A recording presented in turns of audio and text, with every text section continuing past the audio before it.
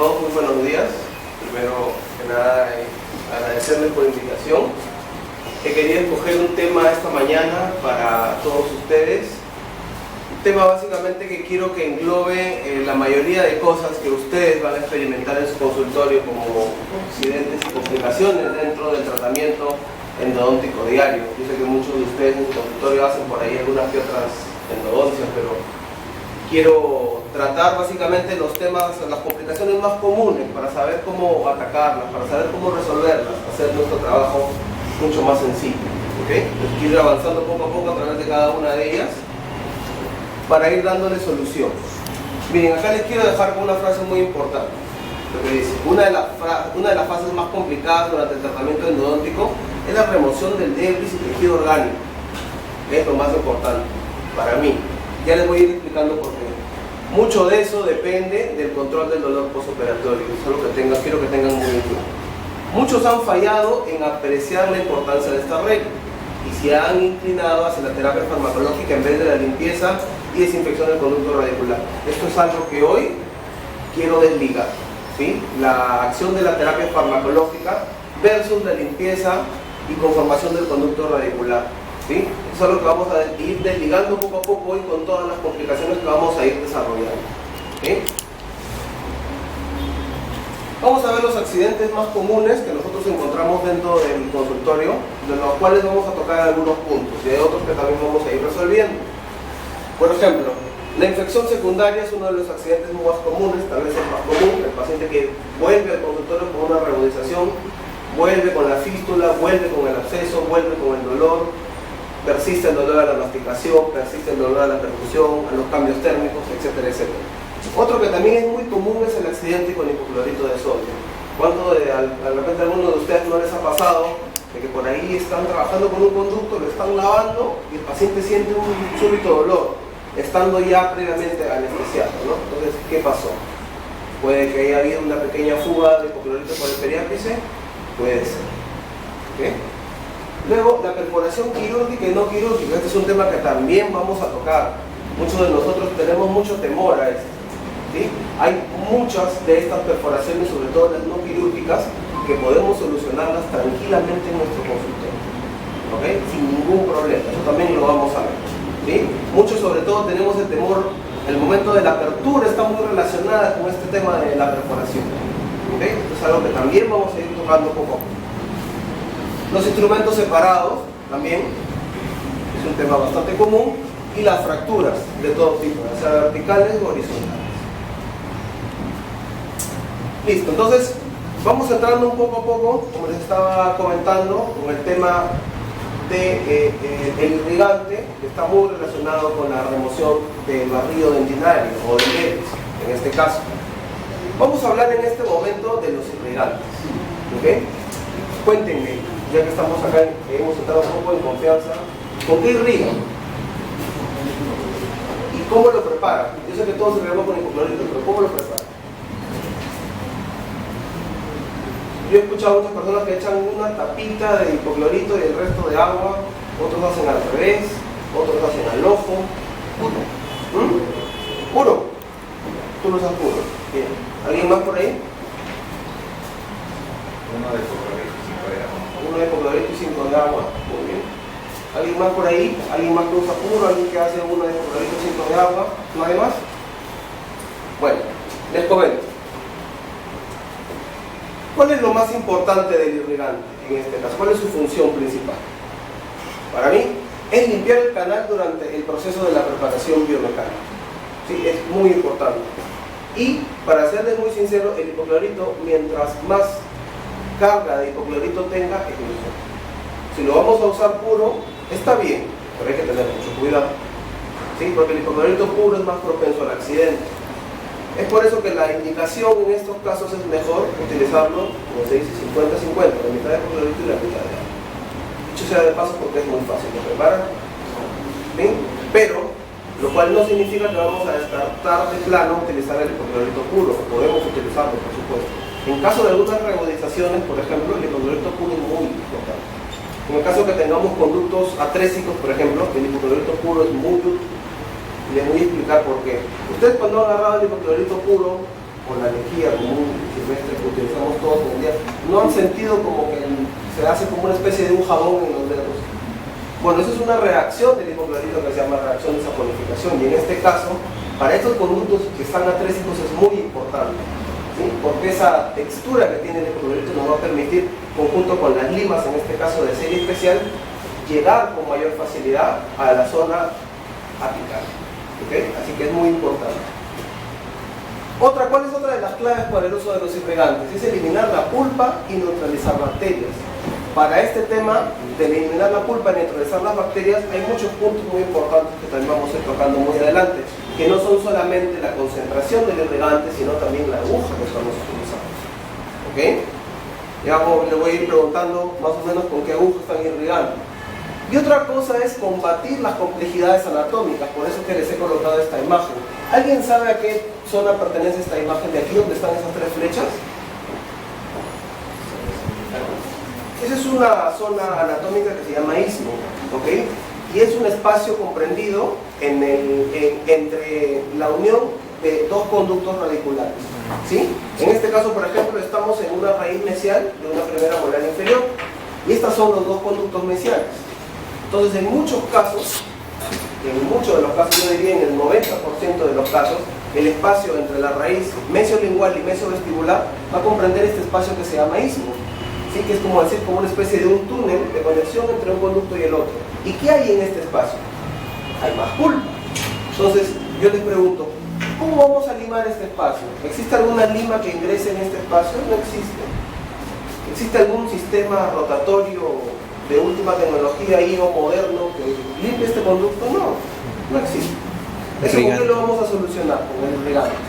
Y para eso la clave del irrigante, como les digo, no solamente es la concentración, la forma de la irrigación, sino también la aguja. Eso lo vamos a ver ahora.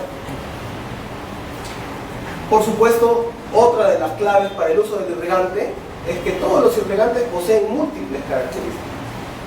Otra de las cosas que también me gustaría romper en esta conferencia es desligarnos del único uso de hipoclorito de sodio. Obviamente que el hipoclorito es tal vez el mejor irrigante y el más importante de la historia de la hidrosis.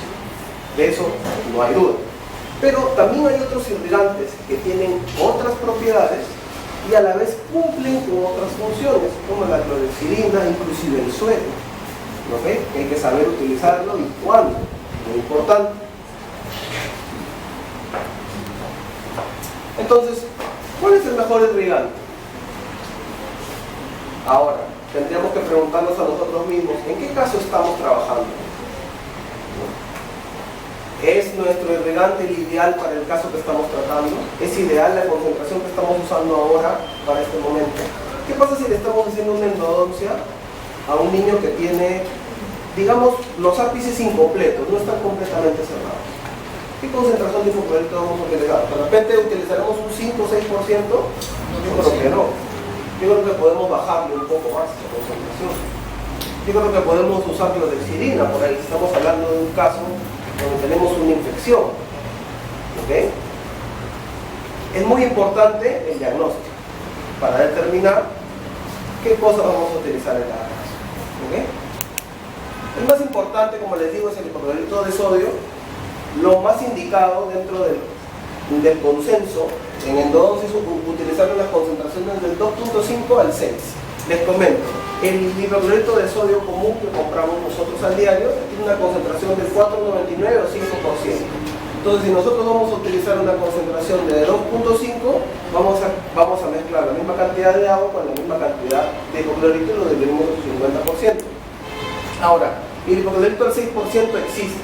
Pues hay inclusive hipoclorito al 7%, pero no se recomienda, porque su efecto tóxico es mayor. ¿Dónde podemos conseguir este hipoclorito al 6%? Lo venden, por ejemplo, donde venden cloro lejía para piscinas, que es una lejía o es un cloro que está indicado para estos casos. De que se puede conseguir, por supuesto. Luego, por ejemplo, ¿qué es lo más importante de este hipoclorito de sodio? Su efecto antimicrobiano. Tiene un amplio espectro antimicrobiano. Pero aún así, hay una bacteria que no reacciona con este hipoclorito de sodio, que es el famoso y muy temido por los endodontistas Enterococcus fecalis. En este caso, el único capaz de reaccionar con este con esta bacteria es la clorexidina. Entonces, ¿dónde presentamos o dónde es que encontramos mayormente este famoso Enterococcus fecalis? En casos de reagudizaciones, ¿sí? En casos de pacientes que han tenido procesos purulentos, en casos en donde tenemos endodoncias que han sido tratadas, han mejorado, pero vuelven a recrudecer, existe una alta prevalencia de que este Enterococcus fecalis esté presente. Entonces, si nosotros tenemos el conocimiento de que tenemos esta bacteria presente, este debe ser nuestro mecanismo de acción. ¿Okay? ¿Qué hace el hipoclorito de sodio que no hace ningún otro irrigante? Eliminar tejido orgánico. Es el único capaz de eliminar tejido orgánico. No existe ningún irrigante en el mercado que sea capaz de eliminar tejido orgánico.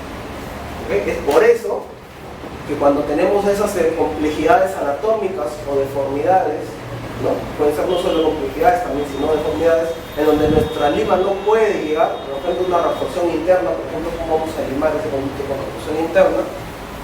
El hipoclorito de sodio es súper pero súper importante. El antimicrobiano elimina tejido orgánico y nos va a permitir llegar donde nuestra lima comúnmente no llega. ¿Okay? ¿Qué es lo que podemos complementar para que este irrigante vaya mucho más allá donde nosotros queremos y que tenga una mejor acción y potenciada? Es la activación sónica y ultrasónica del irrigante. Ustedes dirán, ¿qué es esto?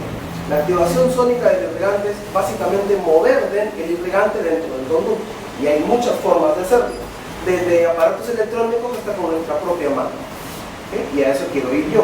Esto es un aparato que se llama Endoactivator, y como pueden ver es una punta como de nylon que lo que hace es vibrar. Vibra como un ultrasonido, tal cual.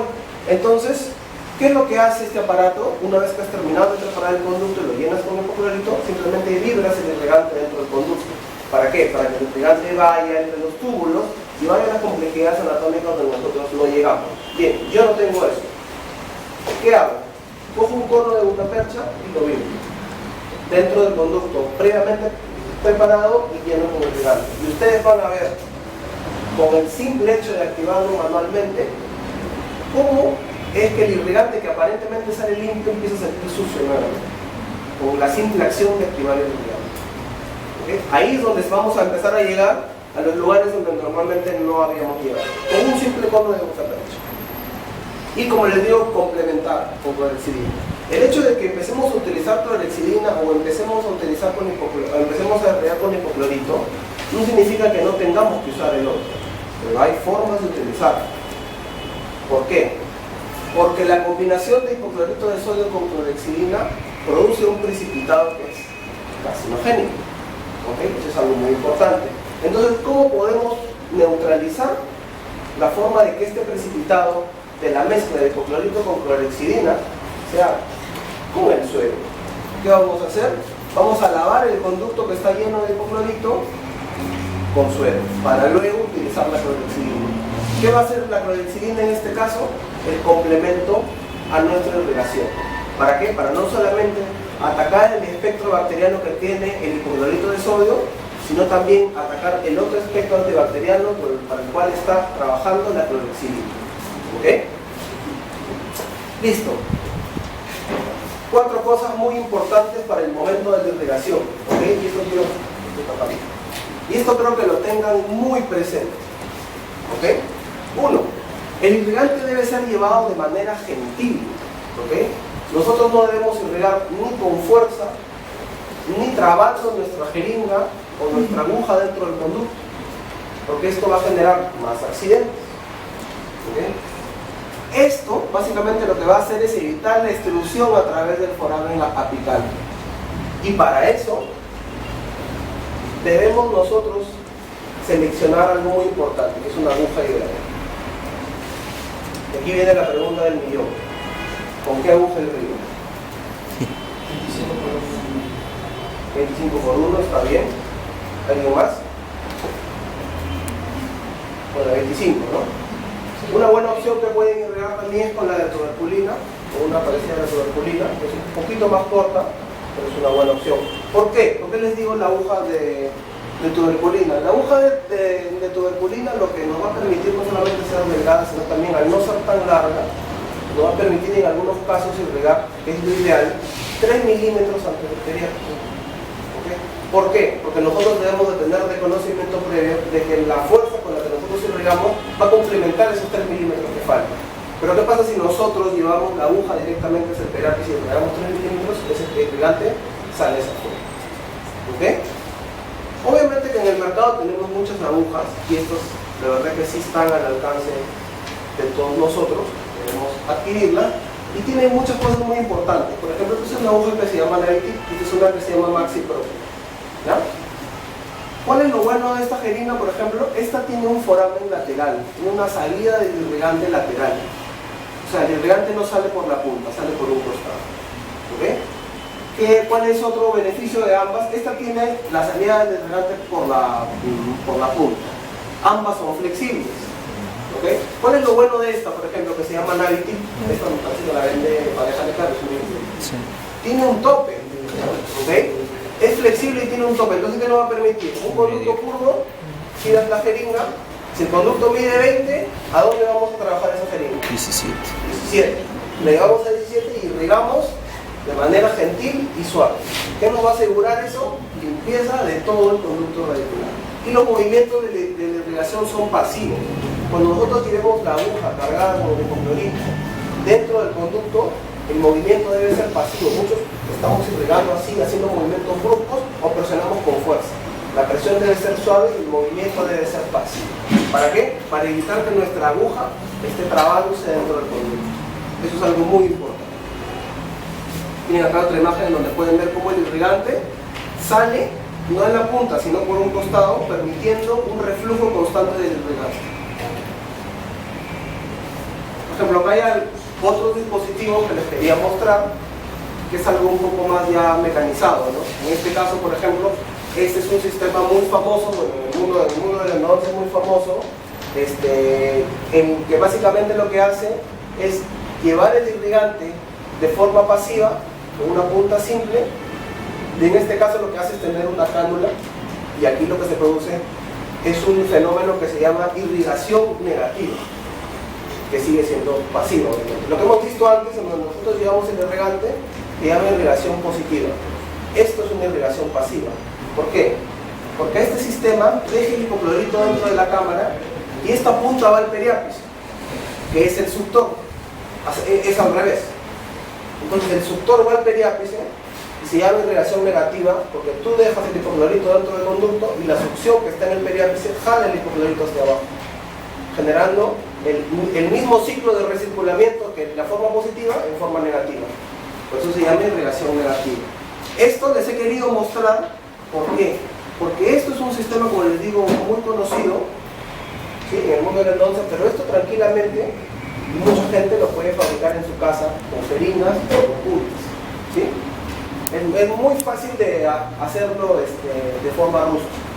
¿Okay? Creo que podemos trabajar tranquilamente en cada uno de estos consultorios.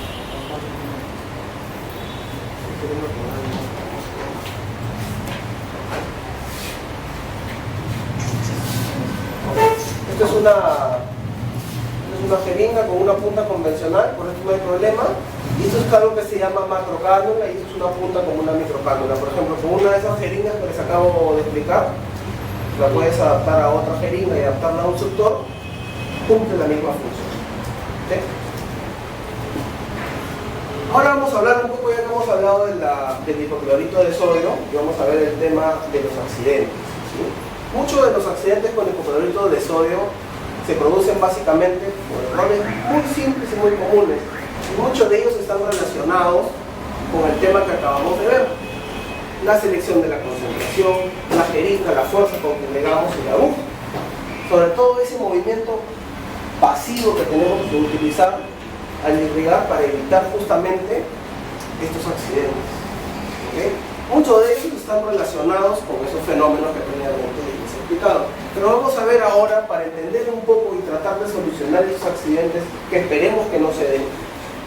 ¿Qué es un accidente con hipoclorito de sodio? Entonces, un accidente con hipoclorito de sodio es una obstrucción inadvertida de solución a los tejidos perirradiculares. ¿Cómo se produce? Estamos trabajando de repente, imagínense que ya hemos terminado de preparar, estamos haciendo una última irrigación. Nos emocionamos un poco, ¿no? Empezamos a irrigar rápido, ¿no? Entonces sentimos, como ya les he comentado previamente, de que el paciente siente un súbito dolor, que va en aumento, sobre todo, porque eso es lo más complicado. Entonces ahí nosotros podemos advertir, porque el paciente obviamente está anestesiado, que ha habido una inadvertida pasaje o extrusión de esta solución a los tejidos perioradiculales. Entonces ahí es donde empiezan estos problemas. Lo más común es que ocurra a través del foramen apical, pero no solamente puede ocurrir a través del foramen apical, también puede ocurrir a través de una perforación o un defecto de reabsorción, o a veces nosotros cometemos algún iatrogenia, tenemos algún accidente y el hipoclorito se extruye por ahí, ¿okay? No necesariamente es a través del foramen. Y ahora, ¿cómo se presenta? Vamos a ir desnudándolo poco a poco para empezar a tratarlo. ¿Cómo es que se presenta este accidente? Hay un dolor inmediato y se presenta una quemazón en la zona. Luego, hinchazón edematosa o hemorrágica. En pocos casos se da una hinchazón hemorrágica, pocos en realidad, no he visto mucho. O puede ser una combinación de ambos. Vamos a ver por región, ¿ok? Región antero-superior, hinchazón de labios, zona nasolabial y mejilla, ¿ok? Póstero superior, síntomas de sinusitis, ¿no? Inclusive puede haber hasta dolor de cabeza, diarrea, etcétera, etcétera. Hinchazón de la región infrometaria. Esto es un signo muy común. Cuando tenemos una extrusión, zona de caninos, laterales, inclusive premolares, la hinchazón de la región infrometaria, ese es el famoso ojo de boxeador. El paciente se pone con la región infrometaria morada e hinchada. El paciente va a sentir cuando pasa a la zona de la nariz, es un sabor a cloro, ¿no? Un sabor a cloro. Entonces ahí, porque inclusive puede haber o no puede haber dolor, pero el paciente te puede manifestar esto. ¿Okay? Entonces el paciente te manifiesta esto, hay un riesgo alto de que haya habido una extrusión del sodio. Equimosis de mucosa y de piel, que es bastante común también. Puede haber un sangrado profuso, inclusive en casos muy exagerados donde ha habido mucha extrusión de hipoclorito ya parestesia, ¿okay? De la zona en cuestión, ¿okay? Entonces todo esto es lo que se puede presentar cuando tenemos un accidente con hipoclorito. A tenerlo muy presente, por favor, ¿sí? Porque no siempre el dolor está presente, ¿okay? Y a veces nosotros nos advertimos por el dolor, pero cuando el dolor no está, hay otros signos que nos pueden advertir de que ha habido una extrusión de hipoclorito. Ahora vamos a ver ¿cuál es el sitio más frecuente de estos accidentes? Porque obviamente hay un sitio que es más frecuente. Y lo más frecuente son en las piezas maxilares, donde las raíces están más hacia bucal, ¿okay? Que es una zona donde las raíces, la densidad ósea es menor. Entonces es más propenso de suceder esos accidentes, ¿okay? En las premolares superiores, cerca al piso del seno maxilar, ¿okay? Porque es una zona muy delgada entre esas raíces de las premolares, inclusive la raíz palatina de la primera molar superior, que está en muy íntima relación con el piso del seno maxilar. Ahí es una zona muy frecuente de este accidente con hipoclorito de sodio. En las molares mandibulares, donde hay una tendencia hacia el lingual y piso de boca, sobre todo en este espacio, ¿okay? Aquí está la raíz, el músculo miloioideo, y en este espacio, entre este músculo miloioideo y el hilo gloso, donde podemos encontrar aquí el accidente con el hipoclorito. En las molares inferiores, que están cercanas a la inserción, como les comentaba, del miloioideo, que este es el espacio sublingual. El espacio sublingual es una zona muy común donde se puede generar este accidente con el hipoclorito, ¿okay? Y es bastante peligroso, porque en este espacio sublingual podemos encontrar esta glándula, por ejemplo, submandibular. Entonces, si está muy cerca de esto, es muy importante que podamos controlar este accidente. Vamos a ver los signos y síntomas, ¿sí? A corto y a largo plazo. La mayoría son a corto plazo, ¿okay? Que es donde se presenta la mayor cantidad de ellos. El primero es dolor, hinchazón después de las 48 horas. La hinchazón a veces no es inmediata. A veces no pasó nada, el paciente llama a los 2 días cuando está con la cara verde, con la cara morada, o tiene hinchazón. ¿Okay? Equimosis incrementada, de repente tuvo un poco de equimosis, pero como la vimos poca, no pasa nada, pero va en incremento. Y el dolor también, ¿sí? En la parte superior, hacia la mejilla y a la zona infraorbitaria, lo vamos a ver es equimosis. En la parte inferior, el borde de la mandíbula y en el cuello es bastante común cuando hay estos accidentes. Necrosis de la mucosa, caída del labio, en el superior sobre todo, se ve bastante. Y en casos muy severos de artritis, ¿no? El paciente es difícilmente colorado.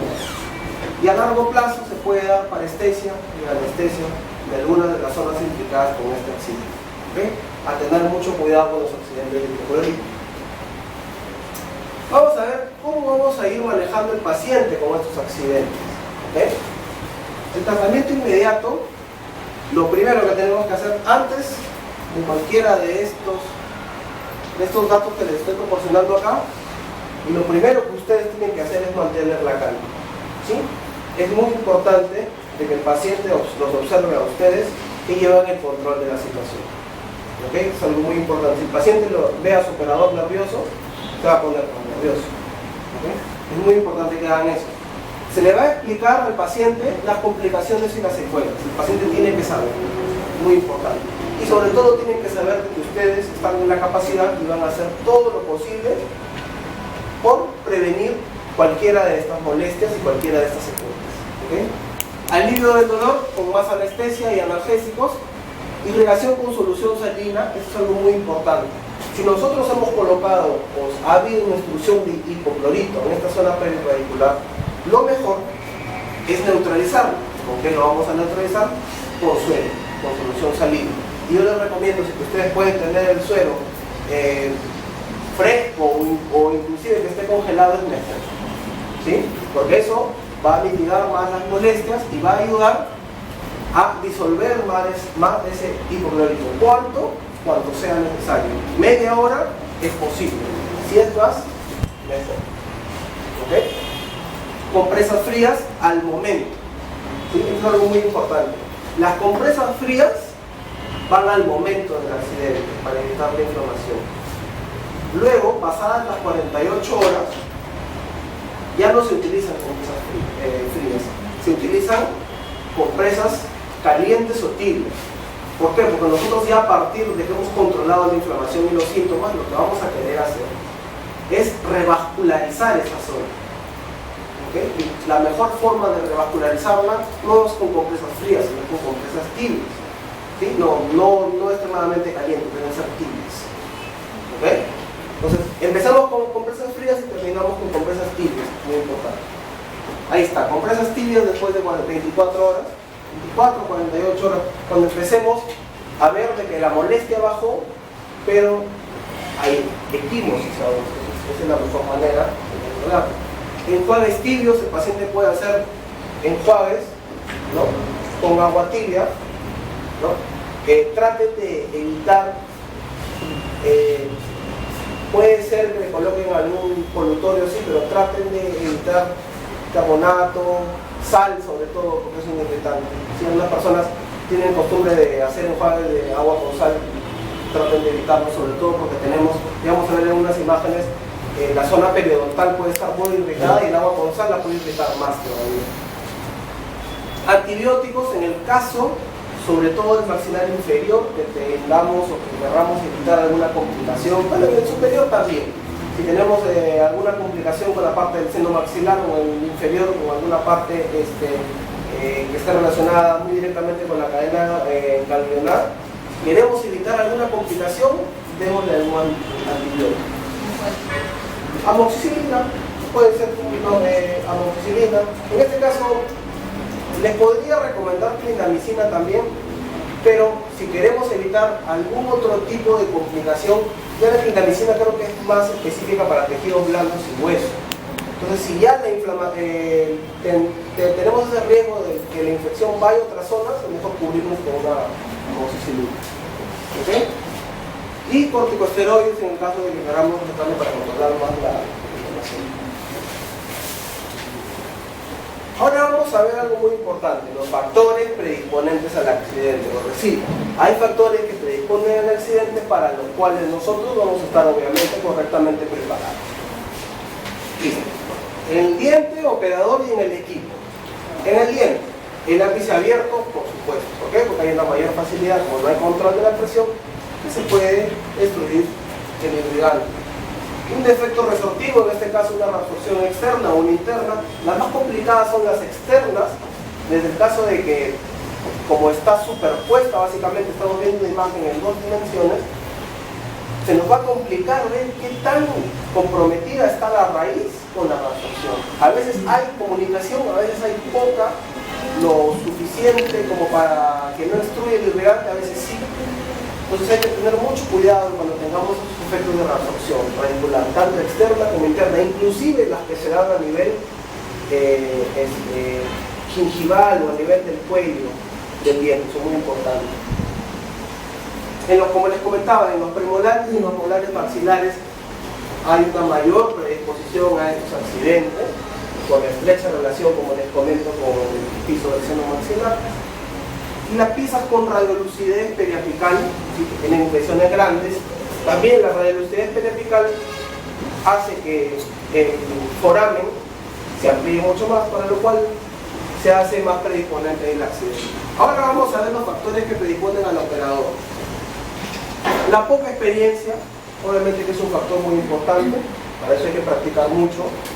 La sobrepreparación, a veces tenemos la costumbre de preparar hasta diámetros 60, 70, 80, a veces cogemos tercera serie, entonces ya rompemos ese foramen anatómico, ya salimos de los límites, entonces la extrusión de irrigante también es bastante más importante. Y la excesiva fuerza de irrigación, que es algo que para mí es uno de los factores más importantes, es algo que quiero que quede muy bien claro hoy. Como les comentaba previamente, los movimientos gentiles y suaves dentro del conducto van a irrigar, van a evitar que se produzca este accidente. Muy importante. ¿Okay? Y dentro del punto de vista del equipo, el uso de una aguja incorrecta. A veces utilizamos un agujón grandote, que es lo único que tenemos, ¿no? Entonces, a mayor calibre de la aguja, la fuerza de irrigación va a ser mayor. Y si nosotros le aplicamos fuerza, la aguja nos va a permitir, ¿no? Entonces, cuando tenemos una aguja pequeña, nosotros, por más de que queramos irrigar con fuerza, la irrigación va a ser controlada. ¿Okay? Miren, por ejemplo, este es un caso en lo que teníamos de una premolar inferior, en donde el paciente ya presentó el dolor y las molestias al día siguiente, ¿no? Entonces es una premolar inferior, una primera premolar inferior, en donde se produjo este accidente, ¿no? El paciente sintió como un inconcito, ¿no? Lo estaba irrigando. El operador no le tomó mucha importancia, tuvimos un pequeño incómodo, desapareció. ¿No? Desapareció el paciente, obturaron, le pusieron oxogenato y se fue. Al día siguiente regresó, doctor, me quema y mire, tengo esto. ¿Okay? Hay un enrojecimiento de la zona, me puso como unas manchitas blancas. Entonces a este paciente lo primero que se le hizo fue desobturarlo, irrigarlo con suelo, prescribirle analgésicos, y en este caso con los analgésicos o con algunos antibióticos que se lo prescribió, tienen evolución a los 2 meses, la mancha desapareció. Como pueden ver aquí, ya está con restauración definitiva. ¿Okay? Para que ustedes vean de que no necesariamente este problema que se presenta en la zona del fondo del surco se puede dar de inmediato, ¿sí? Pero hubiera sido mucho más fácil de que el operador hubiera prestado atención a los síntomas del paciente y en vez de obturarle definitivamente la pieza, le haya irrigado, le haya controlado la molestia antes de que se produzca antes de que se produzca esto. ¿Sí? Porque esto quema y arde y duele mucho, el paciente no puede comer. Imagínense comer algo que tenga limón, le duele, cualquier cosa, cosas muy calientes, arde mucho, es bastante incómodo.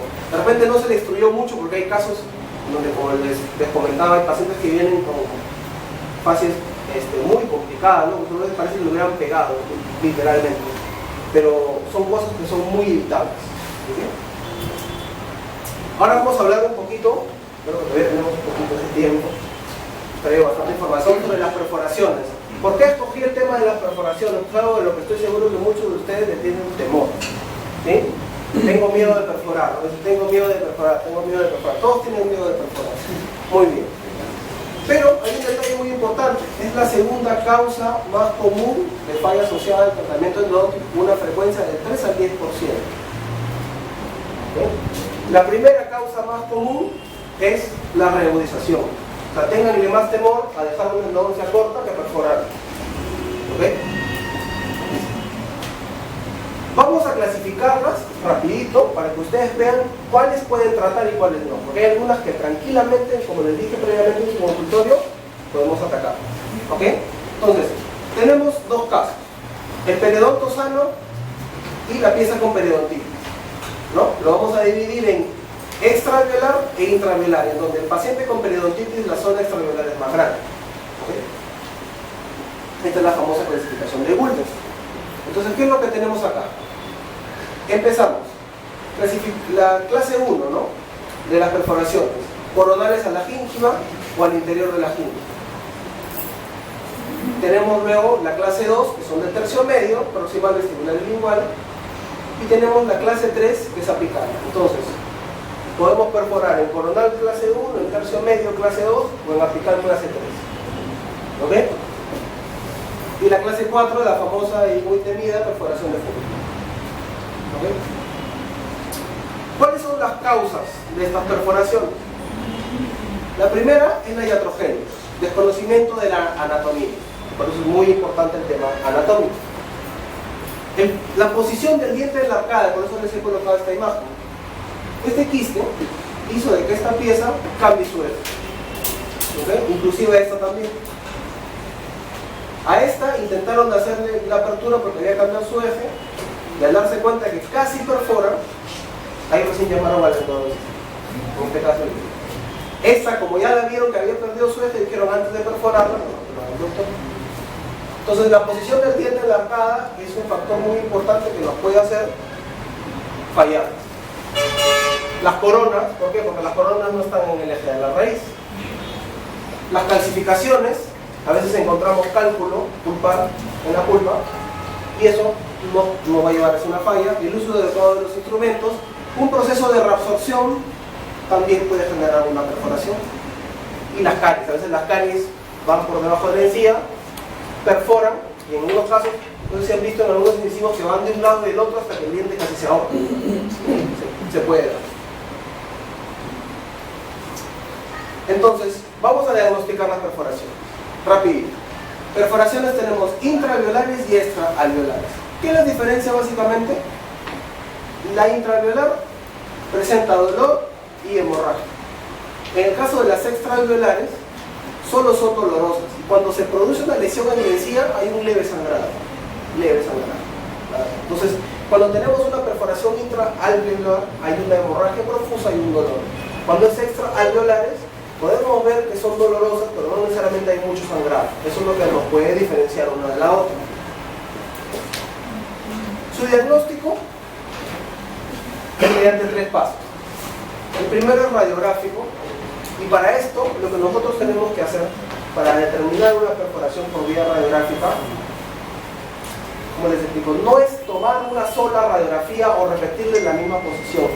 Recuerden que la radiografía nos muestra imágenes en 2 dimensiones. Entonces, para esto, y si nosotros queremos ver, como se dice comúnmente, más allá de lo evidente, hay que mover un poco el cono radiográfico.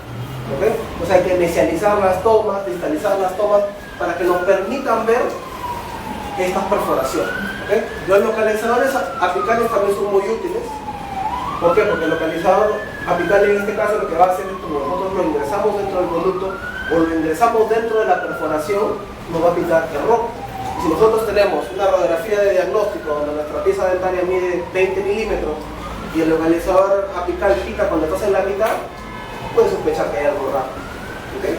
Y eso lo confirmas con la radiografía. Luego hay la observación directa e indirecta del sangrado. Eso también es muy importante. Cuando tengamos sospecha de esto, lo que nosotros tenemos que hacer básicamente es retirar el aislamiento para poder observar. Muchos casos se han dado de que se está trabajando, a veces el cono no ajusta, etcétera, etcétera, hay sangrado, sacan el aislamiento y ven que la lima está pasando por ahí. ¿Sí? Porque lamentablemente tomamos una radiografía en 2 dimensiones y tú vas a ver la superposición de imágenes y vas a pensar que estás adentro. ¿Okay? Hay que revisar siempre. ¿Okay? Vamos a ver cómo es el tratamiento de esta. Vimos que las perforaciones de clase 1, por ejemplo, estamos hablando de coronal, ¿no es cierto? Inclusive van a nivel del borde de la gingiva. Entonces, Si tenemos estas perforaciones extraalveolares, que son coronales al borde de la gingiva, podemos colocar un material. Si son apicales al borde gingival, podemos hacer una gingivalectomía y colocar un material restaurador. Obviamente esto tendrían que pedir ayuda a un especialista en periodoncia para que haga un mejor trabajo. Otra de las opciones que también les he querido colocar, que algunos profesionales optan por hacer, es una tracción ortodóntica, ¿no? Que básicamente lo que se trata es jalar el diente, ¿no? Ayudándose de las piezas vecinas, haciendo una tracción para exponer esta zona de la lesión para ir recién reparando. Es una opción un poco más radical. Por ejemplo, este es un caso mío donde pueden observar como el caso que les comenté previamente. En la radiografía inicial el operador, bueno, casi perforó, tomó su error fue tomar la radiografía después de hacer la apertura. En este caso hizo la apertura y como ya había avanzado bastante y no encontraba el conducto, tomó la radiografía y se encontró con esto que se estaba desviando. Encontrar acá fue un poco complicado. Como yo vi que era, básicamente esto no es una perforación coronal y tampoco llega a ser una perforación del tercio medio, entonces yo por lo que opté fue por rellenarla con ionómetro. ¿Okay? Y en este caso sí, la paciente, esta pieza por el quiste que tiene aquí había perdido su eje, como pueden ver está totalmente vestibularizado. También encontrarla y sobre todo llegar a esta longitud fue un poco complicado, hubo que gastar varias limas, pero al final se pudo lograr. ¿Sí? Entonces es muy importante determinar no solamente con la radiografía diagnóstico el eje de la pieza. ¿Okay? Si nosotros determinamos el eje de la pieza vamos a tener éxito, ¿okay? Porque esa es la base básicamente para el tema de las aperturas. Listo, vamos a ver las de clase 2, ¿no?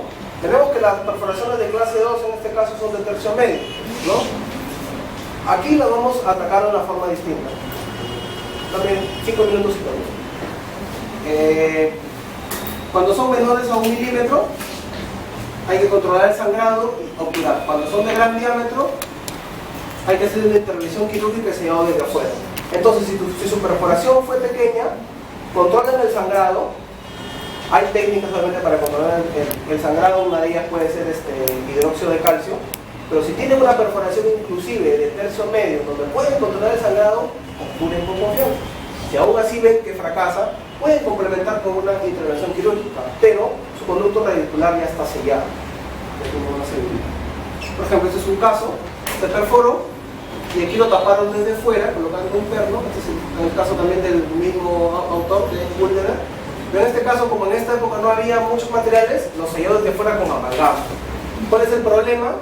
Que a los meses, a los 6 meses o a los 8, el paciente va a tener una tinción periodontal por el mercurio. Por eso es que la amalgama ya no se utiliza. Pero de que funcionó, yo creo que funcionó bastante bien. En el caso de la clase 3, son las más frecuentes en la zona del ápice. Si son de 1 a 2 milímetros a distancia del ápice, hay que obturar también. Si son mayores a 3, hay que hacer una obturación y un tratamiento quirúrgico complementario. ¿Qué es lo que le quiero tratar o qué es lo que le quiero demostrar con esto? Cuando en el caso que ustedes tengan una perforación, sobre todo calculando este tamaño, como les digo, de 1 a 2 milímetros, son pequeñas, traten de corregir en este caso su distancia y traten de obturar siempre, obviamente teniendo bastante cuidado. Y luego lo que van a hacer es complementar su tratamiento con una cirugía. ¿Okay? Eso es algo que les va a complementar a ustedes. Terminen con el 12 y complementenlo con el otro, obviamente previamente conversando con el paciente. En este caso vamos a ver más de Furca. Se puede colocar un material restaurador. Cuando son de más de 2 milímetros hay que hacer una intervención quirúrgica. En el caso de las perforaciones de clase 4, el material restaurador, en este caso, como va a estar en contacto directo con sangre, tiene que ser otro tipo de material, LTA, Biodentin, etcétera, etcétera. Hay muchos materiales en el mercado que ustedes pueden manejar. ¿Okay? Acá les quiero mostrar un caso mío de una perforación. Eso lo hice cuando estaba en la especialidad. El operador quiso desobturar para colocarle un perno. Entonces en este caso lo que hicimos fue primero, esta primera imagen, esta pelotita que ustedes ven acá es hidróxido de calcio. ¿Para qué? Para controlar el sangrado.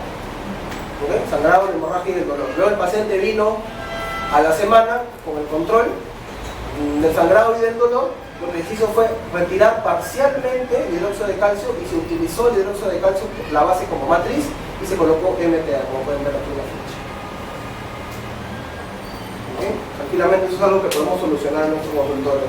Esta es una imagen con microscopio, obviamente se va a ver bastante mejor y ayuda mucho, pero solo se puede solucionar tranquilamente con unas lupas, con unos lentes de aumento. ¿Okay? Aquí me voy a quedar porque ya no me queda tiempo. Espero que les haya servido de mucho lo que les iba a decir, y para cuando ustedes gusten estoy a su servicio. Muchas gracias.